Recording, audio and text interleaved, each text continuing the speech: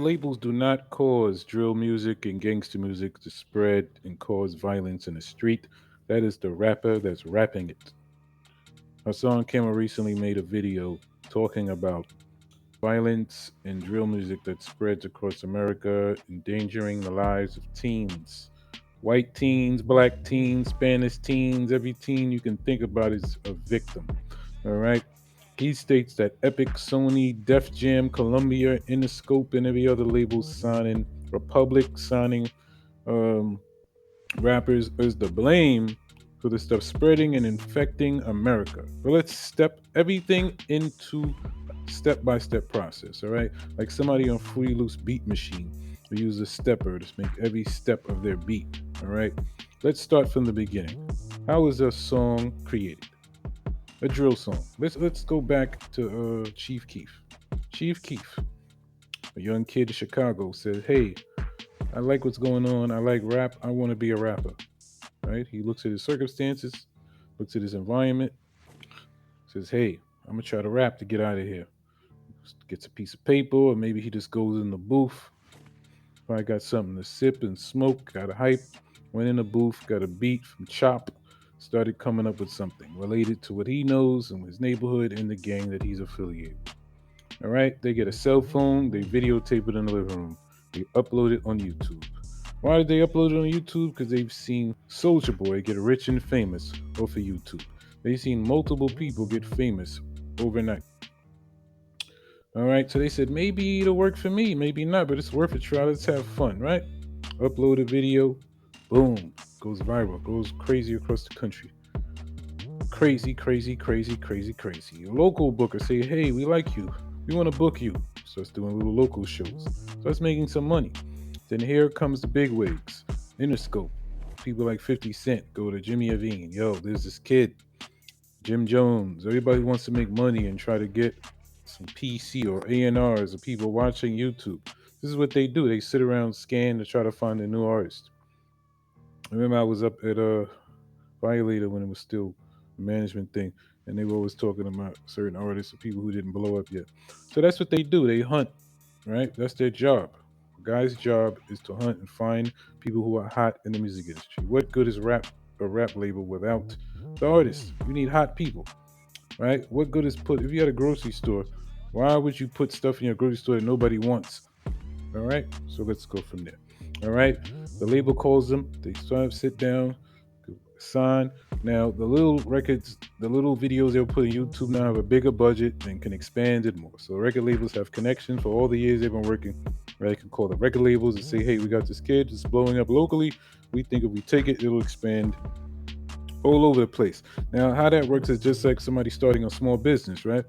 You say, "You know what? I want to sell cookies, but I don't know if anybody's going to buy any cookies." This is the way Wall Street and real investors and startups start businesses. Take note if you're thinking of one.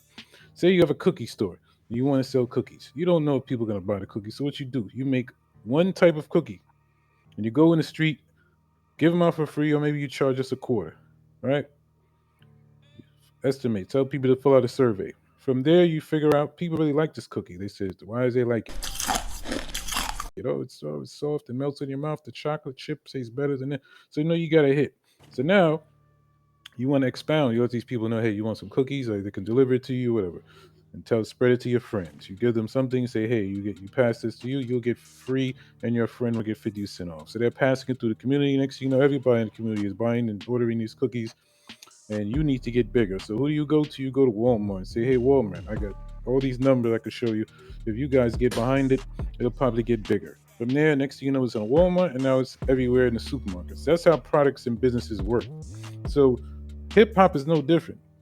K Flock, he spoke on the young drill rappers. For anybody who doesn't know about them, they're Bronx drill rappers. They have a lot of million views and different things.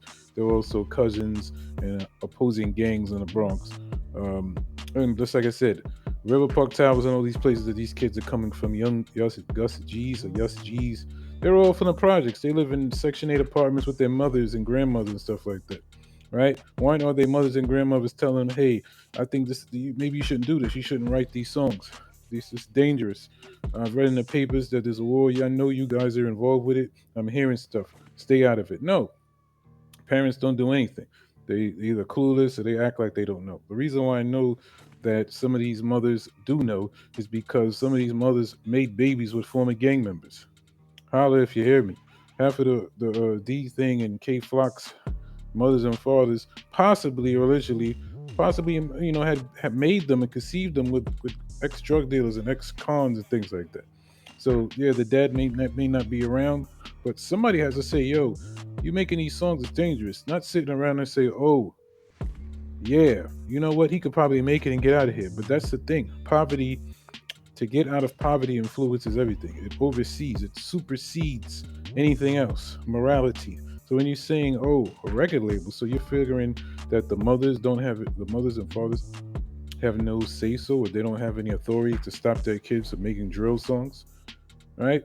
Drill songs are popular. The reason why people like the beats, they like the energy of the songs, right? But the fans, they listening to it, they can care less. They find all this stuff a joke of them shooting each other up. But at the end of the day, if these songs were never created by these kids, then you wouldn't have this problem. A record label wouldn't have anybody. They'd go find something else to sign. So let's point. Yes, Def Jam.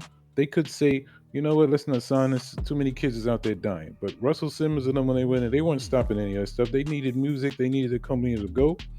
They're not there. You seen that video of Bobby Shmurda dancing for all those people? Everybody in there, look at they were all college graduates that work internships and got those jobs. I think it was Virgin or Epic he was signed to. Epic. So let's be for real here. They see a product, they're trying to move it. They don't care. That's not their job to care. Their job is to move the product and make profits for the corporation and their shareholders. That's it, right? Morality and civility has always been an argument. If you want to worry about corporate morality, go buy some corporate moralized stocks, all right? Things that don't kill the environment. But other than that, you need to go speak to the parents. Go to River Park Towers. Go find D Thing or K Fox or wherever he's from, 187, and go speak to their parents and tell them, hey, your kids are making dangerous music. Tell them to stop. See what they say. They're not gonna stop them. They're gonna say, no, my kid's about to get out of here. He's gonna buy us a house. We're gonna be in Jersey. We're gonna get a reality show like Kim Kardashian. They're not gonna stop it. They'd rather risk it and hope that their kid makes it and doesn't get murdered in the process. So Hassan Campbell's doing a great job. I'm not here to be like the OG Bloods talking about razors they used to boo for no Vaseline. Pause. We're not doing it over here. Faces caseworker has degrees. I'm actually starting another degree, information systems, so I can start up a course to help the kids out here.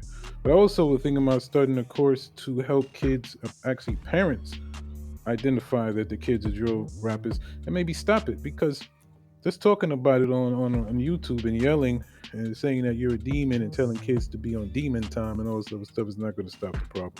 What you need is actual evidence-based stuff created by someone who's actually lived in this environment. As a Faces caseworker has had multiple clients in River Park Towers and all through the Bronx, Grand Concourse Village, what they call Vietnam. I've been in all those projects, work with those same kids' grandmothers and fathers. All right, work with multiple patients in those projects. Most of them is those kids' parents, and they show a lot of respect when I used to come up in those buildings and help their parents out. All right. So those kids are pretty good, but like I said, they want out the ghetto, and education is probably not their thing. So they're gonna ride the wave of rap. But like I said, it's what they're rapping about is what you need to worry about. So you're blaming Def Jam. You can say, "Hey, Def Jam, Bob Dole, Dolores Tucker, and them all tried to stop legal ways of stopping gangster rap or violent bass rap, and it failed. All right. So the next step is the parents. So maybe we need a course to create to get parents to be able to identify that their kids in gangs, implementations to remove the kids from the gangs, or the parents to maybe move to another place. Plans. It's called about creating plans. All right. That's all I got to say. If you agree, hit the like button. If not, follow me. I do a series on the rise of white gangbangers. Talk about a lot of stuff. I'll be going back to the regular stuff about the demise of our society and how we can improve it. But it's the Faces caseworker. Till next time.